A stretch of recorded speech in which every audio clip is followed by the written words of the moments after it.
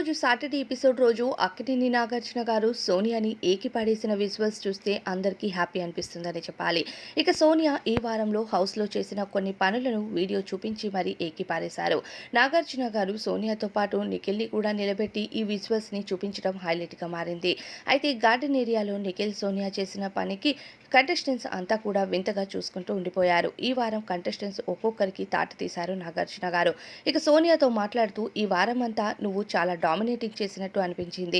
ఆట ఆడి డామినేట్ చేస్తే పర్వాలేదు, కానీ ఇతరులు చెప్పిన రీజన్స్ని రిసీవ్ చేసుకోలేకపోవటం, ఇక నిఖిల్ మరో కంటెస్టెంట్స్తో క్లోజ్గా ఉంటే తట్టుకోలేకపోవటం, ఏవేవో మాటలు మాట్లాడటం, హౌస్లో నీ ఆట పద్ధతి అసలు బాగోలేదు సోనియా అంటూ ఇండైరెక్ట్గా హింట్ ఇచ్చారు.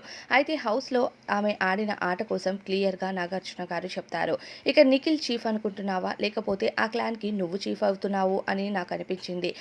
నిఖిల్ డెసిషన్స్ తీసుకోవటానికి నీ పర్మిషన్ అవసరమా? నిఖిల్ ఆట నిఖిల్ ఎందుకు ఆడనివ్వట్లేదు అని ప్రశ్నించేసరికి సోనియా అలా ఏమీ లేదు సార్ అని సమాధానం చెప్తుంది.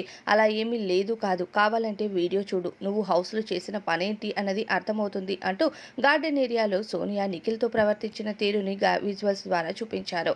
అయితే ఒక్కసారిగా సోనియా ఇలాంటివి కూడా ప్లే చేస్తారా నాగార్జున గారు అన్నట్టుగా షాక్ అయిపోతూ చూస్తూ ఉంటుంది. ఏది ఏమైనా వీకెండ్ రోజు అక్కినేని నాగార్జున గారు సోనియాకి గట్టి తాట తీశారని చెప్పాలి.